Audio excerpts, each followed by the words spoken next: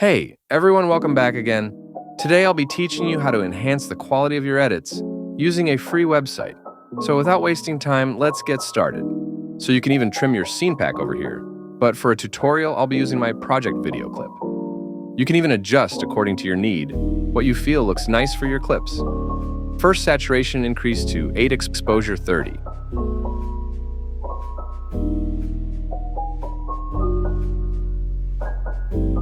Temperature 100. I thought this makes the clip a bit better.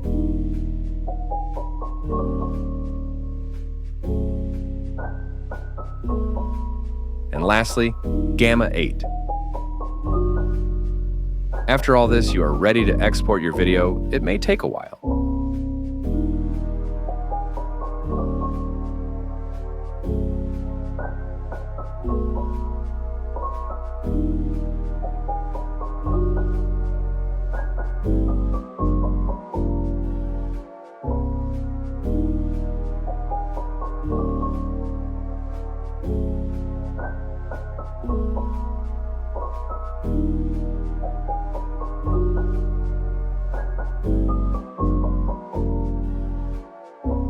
As you could see the difference between these two clips.